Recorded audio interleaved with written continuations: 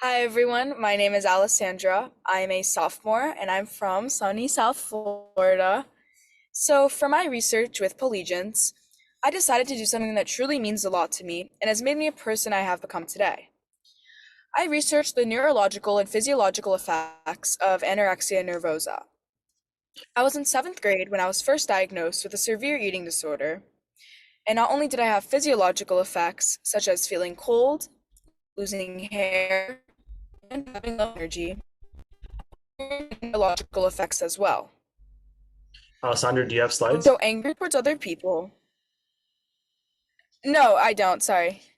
Okay, no, go ahead. Sorry.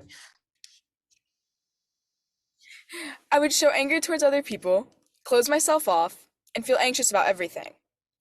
After going through the recovery process, I decided to share my story with others to hopefully inspire them if they were going through something similar.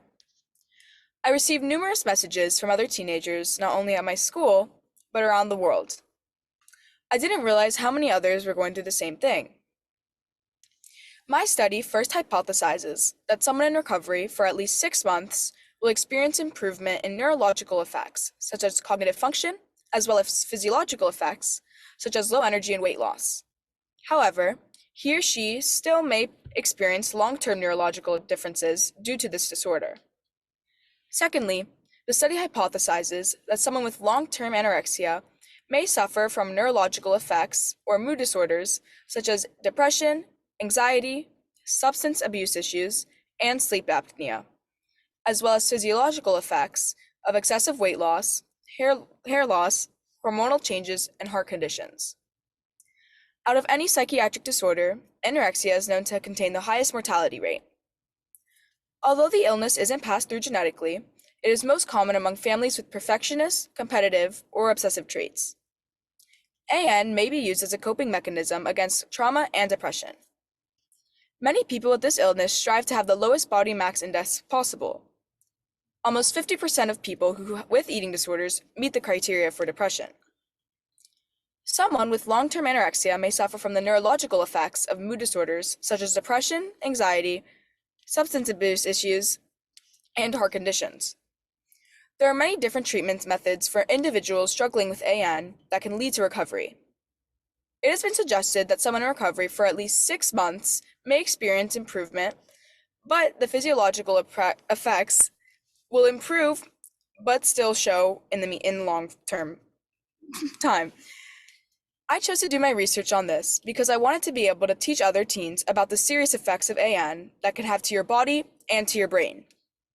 I created a meta-analysis that consisted of previous studies research on the physiological effects, comorbidities, and neurological chemical imbalances derived from anorexia. I also sent out a qualitative survey for other high school students to fill out to derive my own data. I found out that 70 participants in this survey, 88% agreed to having an eating disorder or having the habits of one. This research provided me so much valuable information, and I hope to be able to make others more aware of the serious effects anorexia can have in the long term, neurologically and physiologically. Thank you. All right, thank you, Alessandra. Interesting. While we see if there's any more questions, I want to ask you about kind of what next steps could be for you to educate other teens and educate the broader public on this issue. What would be your game plan? Sure. So, when I was first diagnosed, I'm fully recovered now. I'm in 10th grade. So, when I was in 7th and 8th, I was going through it. And as I started recovering, I decided to make a social media page. And that's where I would post things about my recovery process, about me trying new foods, me attending different sessions with doctors. And it ended up helping a lot of the public. People I didn't even know would reach out to me a lot, and they would tell me all about like their experiences and maybe how I can help them with it. And so that's one step. I just wanted to make sure, like, I want to public to the community as possible. Can you still hear me okay? Yeah, we still hear you, but your Can you video hear me seems, okay? yeah, your video is cutting out though, but that's okay. Yeah, see if I'm it'll gonna be turn better. off my video to see if the internet will help a little. That works. Yeah, go ahead. Okay. And so that's one thing. And also I created a part of my research with Polygence, a small Canva page, almost like an infographic, to be able to hand out to other students at my school and to present to different communities and post them on my social media. Exciting. Would you be willing to share that in the chat for the symposium, like in this chat, Yeah, infographic, for sure. just so the others watching can view that. With that said, I don't think there's any further questions. I haven't seen anyone raise their hands, so let's give it up for Alessandra. Thank you.